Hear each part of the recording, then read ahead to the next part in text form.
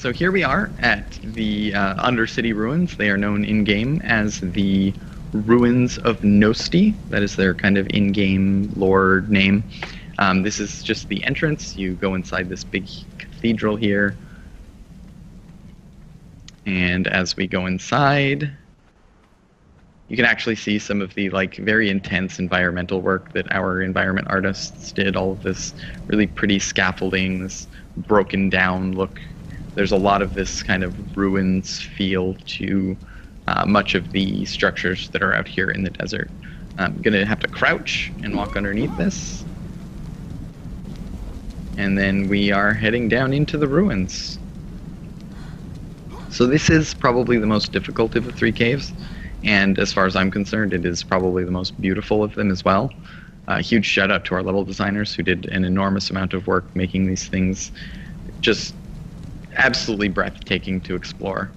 The particular theme here is huge crystalline structures and then ruins of kind of an old city that has been built down here, kind of overgrown by the ground as it swept through and kind of took over after the place was abandoned.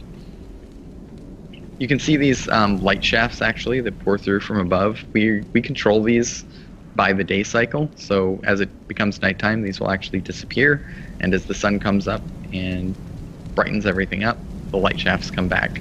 We've done a lot of little touches like that to try and kind of bring life to these ruins in a way that is connected to the outside world and kind of in a way that we haven't done before. So be a little bit careful. There are going to be creatures in here. These caves are not safe. I'm going to just burn these guys up with a little bit of flamethrower love. I can also hear a golem coming to life, so if you want to be a little bit careful as we approach here, I'm going to bust out some heavy weaponry. And here he is. That's a golem. So we're going to pop some cluster grenades on this guy. The cluster grenade is one of the new super powerful weapons that we've got. It is essentially a normal grenade that blows up into a bunch of smaller grenades, and there goes the big guy. Just for context. Do we need to get you some more clothes real quick? So the caves are a great place to start loading up on some of the kind of more rare and valuable resources. You can see rocks down here that are, these are Obsidian Rocks. Whoops, let me get my fire back out real quick here. Obsidian, there are a lot of metal rocks, things like that. There is crystal, kind of more stuff that's designed around building up into the tech tier, the kind of advanced machinery. Scorched Earth comes with a lot of new, more high-end gear. We've kind of shown off like the cluster grenades, and we've shown off the rocket launcher, and we've shown off a lot of the stuff that... Oh, hello, friends. We've shown off a lot of stuff that is kind of built around the end game. We've got the flamethrower, we've got the chainsaw. These are all very, very high damaging weapons that are meant to kind of open up new avenues for players to kind of destroy one another. I mean, that's really what it comes down to, is having more power than the other guy. As you can see, the flamethrower absolutely burns away just all sorts of enemies. Great for dealing with large groups of your opponent's dinosaurs. They're great for progressing through kind of more dangerous areas like these caves. The chainsaw is one of the most powerful melee weapons that's available.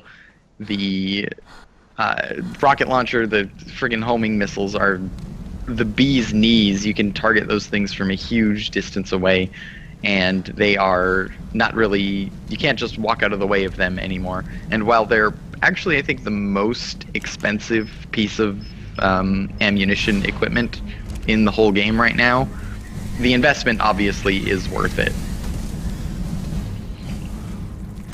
The cluster grenades, exactly as advertised, it's effectively the power of 7 or 8 grenades all in one single detonatable explosive. They function otherwise just like normal grenades. They bounce, all that kind of stuff. They really change up kind of the PvP landscape and the ability to cause damage to enemy structures, the ability to take down hordes of your opponents. In the late game, you're dealing with very, very large, very, very high hit point creatures. And well, dinosaurs will always kind of be the ideal counter to dinosaurs.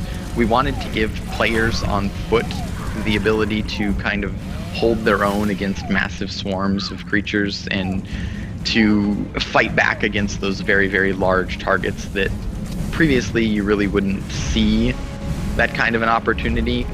Rocket launchers were very, very effective, but they were kind of the be-all, end-all, and now there's more tools at the player's disposal for dealing with those large dino armies. We would recommend that anybody who's interested in playing Scorched Earth either make sure that they play it with a friend who does know the game a little bit better, or that they go ahead and play the base game, get a few levels in, that kind of stuff, because of the fact that this content is more difficult, and it does assume that you know how to start out, that you know how to quickly build a shelter, that you know all the different resources that you're going to need and how to get a hold of them. It's a little bit more difficult, definitely, all around. Managing things like your water and the other resources, like the actual food and stuff like that, that you need to stay alive is a difficult task, and it's definitely emphasized in Scorched Earth. Without those kind of abilities, you're going to kind of be left a little bit high and dry.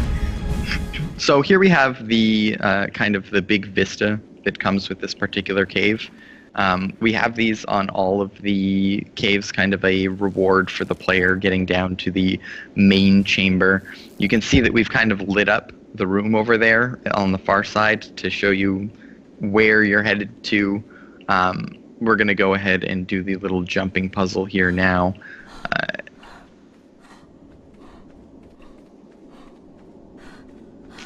So watch your step.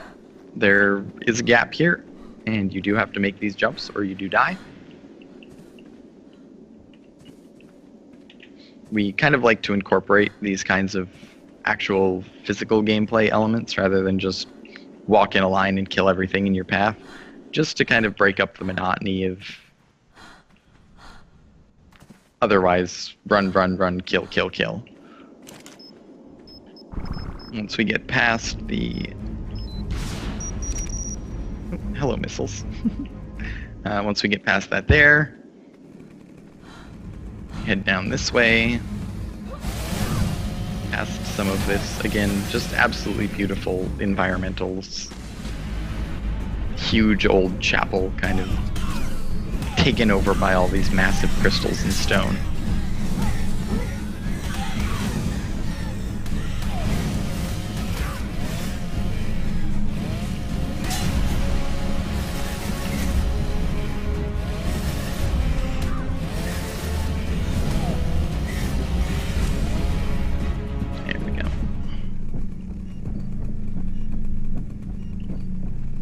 I believe there's probably one more golem defending the end of this here. So this here is the artifact room. We have one of these in pretty much all of our caves. They are kind of the reward for the player who has managed to get to the deepest part of the cave. These artifacts are incredibly important. You need all three of them as a tribute to be able to fight the final boss. Generally, we have something very, very pretty or somewhat lore related, something to kind of tell the story of the area in these rooms. You can go ahead and grab that artifact out. And at this point, we would go ahead and exit the cave. One last thing I do want to do with you is take you to show you the boss. Fortunately, I have all the artifacts and stuff like that prepared. And here we go. We are transporting to the boss. Now, normally any dinosaurs, any creatures that you happen to own that are inside this area and are underneath a certain size will get teleported with you to the boss arena. You can see it kind of coming in around us, the canyon kind of forming on the inside of this dome that's encircling us. And then we are teleported to the boss arena. And you can see Mr. Manticore up there on his perch.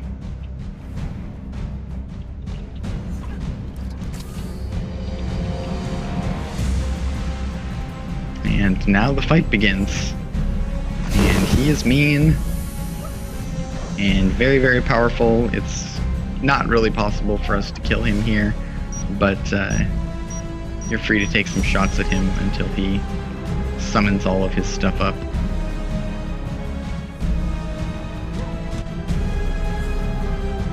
So he was built around the idea of a team of between 4 and 6 people, all with pretty much all endgame gear, as well as a group of like probably 4 to 6 absolute max level endgame Rexes.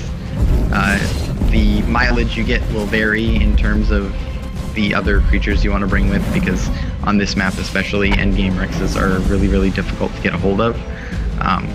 So if you come into this fight with anything that isn't that much power, you're going to have a harder time. For beating the Manticore, you get obviously those skin items that you've seen, the shield, you can get the helmet, you can get the trophy, like the head trophy that you saw, you get the flag, and at the moment you also get the prestige of having beaten him. Later on there will be other rewards that you get for beating all of the bosses. Currently there are just placeholders in, which are those kind of flags that you get. Those placeholders are there just until we have kind of the endgame loop in, because beating the bosses will be required for kind of that final endgame loop, getting access to all of the super rare items that are part of tech tier. Like the bosses are going to be very, very important in all of that. You can see on the outside here, we have these really, really pretty flags. These flags are the new boss flag that you get for defeating the Manticore boss. He is the new boss that comes with Scorched Earth. If you manage to defeat all of the caves, get the artifacts from inside, and conquer the boss. We've got his head mounted on the wall right here. This is also a trophy that you can get from defeating him. We actually created kind of a bunch of different kinds of trophies that are available to players who defeat the Manticore, not just these like cosmetic items, but also a number of skins that you can get for helmets and shields. Oh, thanks so much for sitting down and talking with me about Scorched Earth and all of the cool new content that's available. You can pick it up now on the Steam store, $20. It's a ton of new content, ton of cool stuff to see. Go pick it up, try it out. It's really, really awesome.